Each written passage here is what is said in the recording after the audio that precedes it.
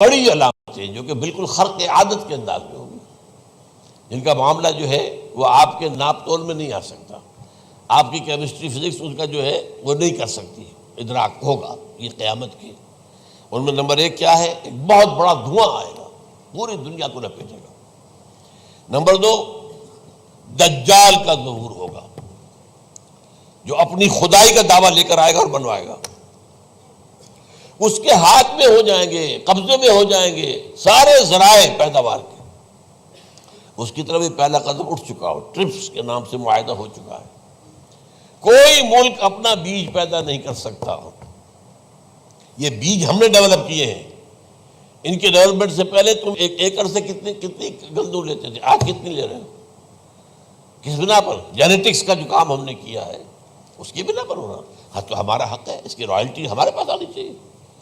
لہذا صرف ان اداروں سے، ملٹی نیشنل سے خریدا جائے گا بیج، اور بیج بھی وہ دیں گے وہ کہ جس سے جو فصل اگے گی وہ بیج نہیں لا سکتی، وہ بیج کا کام نہیں کر سکتی۔ جیسے آپ کو معلوم ہے کہ آپ کے ہاں جو گوشت کھایا جاتا ہے مرغے کا، تو مرغا وہ جو ہے اس میں مرغا ہو یا مرغی ہو، اس کے اندر کوئی وہ کیفیت ہی نہیں ہے۔ ان کے انڈے جو ہے ان سے آپ بچے حاصل نہیں کر سکتے، ہے تو انڈا، دیکھنے کو تو انڈا ہے، لیکن وہ بنڈا جو ہے اس سے بچہ تو نہیں حاصل کر سکتے۔ ایسے ہی وہ گندم کا بیج دیں گے، نظر آئے گی گندم، لیکن اس کے اندر وہ صلاحیت نہیں ہے کہ اس سے جو فصل اگے گی اس کا نتیجہ جو ہے وہ بھی آپ لے سکیں۔ یہ ہونا ہے، اللہ جانے، قدم اٹھ رہے ہیں ادھر۔ پھر یہ ہے کہ دابۃ الارض، زمین سے ایک حیوان نمودار ہوگا، زمین شق ہوگی۔ ابھی میں کہہ رہا ہوں خرق عادت ہے، یہ چیزیں وہ نہیں ہیں جو ہماری کسی حساب کتاب میں جو باتیں پہلے آئی ہیں وہ تو حساب کتاب میں آ رہی ہیں، ساری سمجھ میں آ رہی ہیں، ساری چیزیں مشاہدہ ان کا ہو رہا ہے۔ لیکن یہ ہے کہ دابۃ الارض، یہ کہتے ہیں کہ کوہ صفا، اس میں تو نہیں ہے حدیث میں، کوہ صفا پھٹے گا اور اس میں سے ایک حیوان دابہ وہ ظاہر ہوگا، تو اسی لیے فرمایا ہے وَإِذَا وَقَعَ الْقَوْلُ عَلَيْهِمْ أَخْرَجْنَا لَهُمْ دَابَّةً مِّنَ الْأَرْضِ تُكَلِّمُهُمْ، تو ہم اندر سے پیٹ کے چیر کر زمین کے پیٹ کو ایک حیوان کو برآمد کریں گے جو انسانوں سے بات کرے گا، گفتگو کرے گا۔ نمبر 4، طلوع الشمس من المغرب، یہ بھی خرق عادت۔ سورج تو طلوع ہوتا ہے مشرق سے، غروب ہوتا ہے مغرب میں، لیکن اس وقت معاملہ الٹا ہو جائے، یعنی جو کائنات کے اندر جو گڑبڑ ہوگی کچھ سمجھ میں بات آتی ہے کہ یہ معاملہ جو ہے یہ تو اس پورے سولر سسٹم کو اگر بدل دیتے ہیں تو مشرق مغرب ہو جانا، مغرب مشرق ہو جانا، یہ بالکل سمجھ میں آنے والی بات ہے۔ اس کے بعد ہے عیسیٰ ابن مریم کا نزول، جس کے بارے میں آج میں نے گفتگو کی ہے تفصیل سے۔ یہ نزول ہونا ہے، یہ علامات قیامت میں سے حضور نے بیان فرمایا ہے، اور قرآن مجید کی جو اصطلاحات ہیں اس کے حوالے سے میں نص قطعی جو ہے وہ میں آپ کے سامنے رکھ چکا ہوں۔ پھر یاجوج ماجوج کا ایک معاملہ ہے، یہ میں ابھی اس وقت زیادہ اس پر بات نہیں کر سکتا۔ حضرت عیسیٰ علیہ السلام کے نزول کے بعد دو کام ہو گئے، یہودیوں کا قلع قمع ختم، تمام یہود، ایک کام تو یہ ہونا ہے، اور نمبر 2 عیسائیت کا ختم ہو جانا۔ عیسائیت کی نفی کر دیں گے، بھائی تم مجھے خدا کا بیٹا بنائے بیٹھے ہو، میں تم خدا کا بیٹا نہیں ہوں، میں تو اس کا بندہ ہوں، رسول ہوں، میں نے تم سے کب کہا تھا کہ مجھے خدا کا بیٹا بناؤ۔ نمبر 2 یہ کہ وہ خنزیر کو قتل کر دیں گے، یعنی یہ تم نے خنزیر کب سے کھانا شروع کر دیا؟ میں تو تم کو نکاح اجازت دے کر گیا تھا، یہ تو شریعت موسوی میں حرام تھا، اور میں کہہ کر گیا تھا کہ یہی شریعت تم پر لاگو رہے گی، ہاؤ کم تم نے کیسے یہ؟ آج بھی بہت سے رومن کیتھولکس جو ہے وہ سور نہیں کھاتے، وہ اس میں ہے ان کے اندر کچھ نہ کچھ بعض جو ہے جو حضرت عیسیٰ کی تعلیمات کا کچھ اثر ان کے ہاں ہے۔ میں تو ایک مرتبہ، یہ 1971 کی بات ہے، 4-5 دن کے لیے برسلز میں رکا تھا، اس لیے کہ وہاں مجھے ایک صاحب نے خط لکھا تھا کہ وہاں ایک نوجوان ہے، ابھی اس میں ایمان لایا ہے، اور اس کے کچھ مسائل ہیں، ہم کوشش کر رہے ہیں ان کے مسائل حل کریں، آپ بھی جا رہے ہیں۔ میں انگلینڈ جا رہا تھا تو واپسی پر آپ ان کے یہاں چند دن ٹھہرے، میں حیران ہوا۔ ویسے اس نے مجھے اپنے گھر ٹھہرایا نہیں، اس لیے کہ ماں باپ تو اس کے کرسچن تھے، اور پولیس کا چیف آفیسر اس کا باپ تھا، چیف آف پولیس فورس۔ اس نے مجھ سے ایک دن کھانے پہ بلایا، میں ہوٹل میں ٹھہرایا مجھے، اس نے کہا آپ اطمینان سے یہاں کھانا کھائیں، اس گھر میں نہ آج تک کوئی شراب کی بوند آئی ہے، اور نہ ہی کوئی بوٹی آئی ہے سور کی، رومن کیتھولکس۔ اب اکلوتا بیٹا تھا یہ عبدالعزیز، نے بعد میں بیان رکھا، وان کینٹر اس کا نام تھا جو کہ اوریجنل تھا، پھر اس نے نام رکھا عبدالعزیز وان کینٹر، پرانا نام بھی بہرحال رکھا۔ نہایت ایک نہایت خوبصورت، 28 سال کی عمر تھی، اور اس وقت میں نے دیکھا تھا کہ اس کی فقہی معلومات جو ہے میری معلومات سے 10 گنا زیادہ۔ اس کی وجہ کیا ہے؟ وہ گیا تھا موراکو میں ایز اے ٹیچر، ملازمت کرنے، پیسہ کمانے۔ وہاں وہ مسلمانوں سے اس کا ہوا رفت ضبط ہوا، اسلام کی تعلیمات سامنے آئی، اسلام لے آیا۔ اب اکلوتا بیٹا ہے، اور ماں باپ جو ہے کرسچن کیتھولکس۔ جب وہاں سے واپس آیا تو پھر کہتے ہیں کہ ہمارے درمیان ایک معاہدہ ہے، وی آر لیونگ ٹوگیدر، لیکن یہ معاہدہ ہے ہم مذہب پہ بات نہیں کریں گے، بس باقی جو بھی ہے وہ ساتھ رہ رہے ہیں۔ لیکن میں حیران ہوا، مجھے معلوم نہیں تھا۔ اچھا، اس کے بعد اس نے جب اسلام کا فیصلہ کیا تو اس کے سامنے سوال آیا کون سی فقہ اختیار کروں؟ تو اس نے بڑی جو ہے تھورو اسٹڈی کی ہے تمام فقہوں کی، کمپیریٹو اسٹڈی، ان کو کرنے کے بعد پھر فائنل فیصلہ اس کا یہ تھا کہ حنبلی فقہ میں اختیار کروں۔ چاروں فقہوں میں سب سے لیٹسٹ حنبلی ہے، یعنی حنفی نمبر 1، پھر مالکی نمبر 2، پھر اس کے بعد شافعی نمبر 3، پھر یہ امام احمد ابن حنبل ہے۔ اور امام احمد ابن حنبل کے زمانے تک احادیث بہت بڑے پیمانے پر جمع ہو چکی تھی، جبکہ ابھی حضرت امام ابو حنیفہ کے زمانے میں کوئی اتنا زیادہ جو ہے حدیث کا ابھی ذخیرہ نہیں بنا تھا۔ اسی پر تو لوگ حیران ہوتے ہیں کہ زیادہ حدیث امام ابو حنیفہ کے علم میں نہیں تھی، لیکن مجال ہے کہ ان کا کوئی فتویٰ جو ہے کتاب و حدیث کے، کتاب اور سنت کے خلاف ہو۔ اگرچہ انہوں نے صاف کہا کہ اگر تم پاؤ کوئی ایسی سچی حدیث، پختہ حدیث جو میری کسی رائے کے خلاف ہو تو میری رائے کو دیوار پر دے مارنا اور اس صحیح حدیث کی پیروی کرنا۔ لیکن ویسے اس کے بعد یہ کمال یہ ہے کہ بہت ہی کوئی شاذ معاملہ ہے کہ جس میں ان کا کوئی فتویٰ وہ کتاب و سنت کے منافی ہو یا سنت کے منافی ہو۔ کتاب پہ تو سوال پیدا نہیں ہوتا، کتاب تو ساری ان کے سامنے موجود تھی۔ اس کے بعد یہ ہے کہ یاجوج ماجوج، اصل میں بتا رہا تھا آپ کو کہ جب عیسائیت بھی ختم ہو گئی، یہود ویسے ختم ہو گئے، استیصال ہو گیا، جڑ کٹ گئی، اب عیسائیت گویا کہ اسلام میں ضم ہو گئی، عیسائیت سے مذہب ختم، یہودی خود ختم۔ اب یہ طاقت کتنی ہو جائے گی؟ تقریباً 2/3 دنیا آ گئی، تمام اب عیسائی 2 ارب کے قریب ہیں، 1 ارب 90 کروڑ ہو گئے، یا مسلمان بھی 1 کروڑ 50-60 لاکھ ہیں، دونوں کو جوڑ لیجیے کتنے ہو گئے؟ 6 ارب کل آبادی ہے۔ لیکن اس کے بعد آتا ہے یاجوج ماجوج کا خروج۔ یہ یاجوج ماجوج میرے نزدیک چائنا اور رشیا ہے،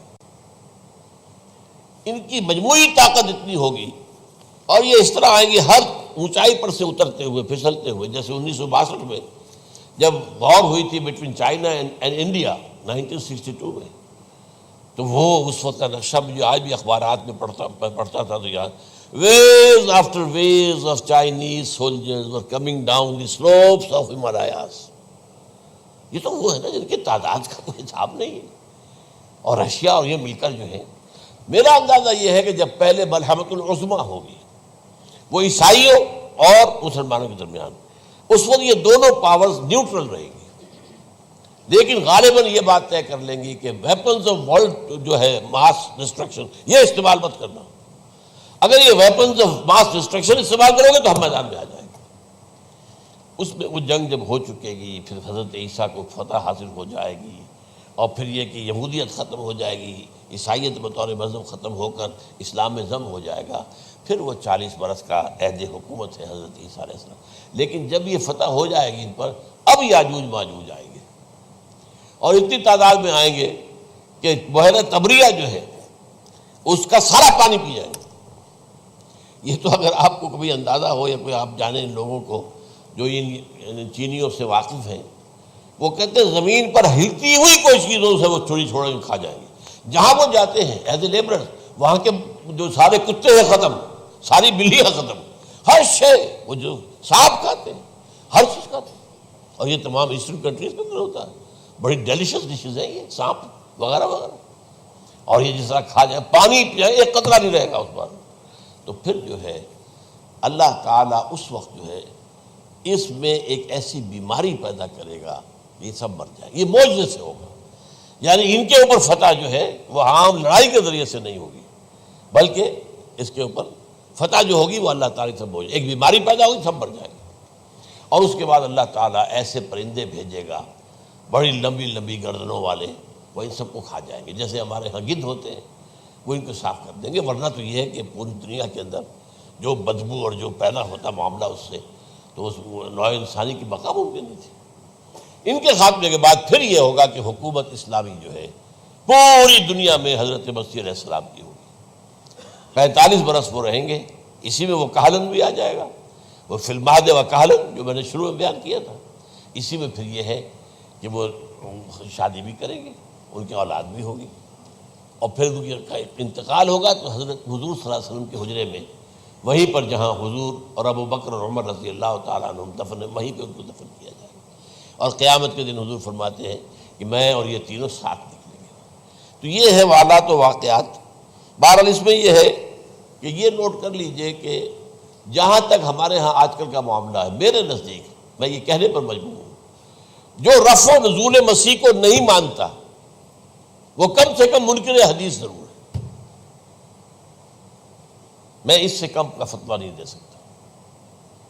اب یہ ہے کہ جو لوگ مہدی کو نہیں مانتے ان کا معاملہ میں مختلف سمجھتا ہوں، چند منٹ لے رہا ہوں آپ کے، اور اس لیے کہ ان کی حدیثیں صحیحین میں نہیں ہیں، بخاری مسلم میں نہیں، اور یہ کہ بہرحال ان کا معاملہ جو ہے وہ ایسا نہیں ہے حضرت عیسیٰ کا۔ حضرت عیسیٰ کے آنے کا جو کچھ ہوگا وہ تو میں نے آپ کے سامنے بیان کر دیا، لیکن یہ ہے کہ حضرت مہدی ہمارے نزدیک اس میں خرق عادت کوئی ہے ہی نہیں۔ جیسے ہر صدی کے مجدد ہوتے ہیں، آخری صدی کے مجدد وہ ہوں گے، اور میرے نزدیک یہی آخری صدی ہے، اور اسی میں حضرت مہدی کا ظہور ہو جانا۔ سعودی عرب میں کوئی خانہ جنگی ہوگی کسی بادشاہ کے انتقال پر، اور پھر اس وقت یہ ظاہر ہوں گے، اس وقت ملک کے حالات کو سنبھالنے کے لیے لوگ ان کو زبردستی نکالیں گے، چھپے ہوئے ہوں گے ایک گھر میں۔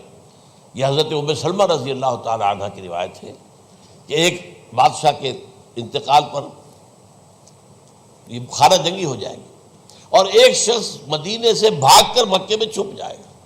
یہ تو ہے ان کے الفاظ، میں توجیہ کر رہا ہوں۔ یہ لوگ ان کی طرف دیکھ رہے ہوں گے کہ یہ جو وقت آیا ہے فتنے کا ہماری قوم پر، ہمارے ملک پر، تو ان کی شخصیت ایسی ہے کہ یہ بیچ میں آئیں، صلح صفائی کرائیں، اور وہ جو ہے اس ذمہ داری سے بچ کر بھاگیں گے اور جا کر مکے میں چھپ جائیں گے۔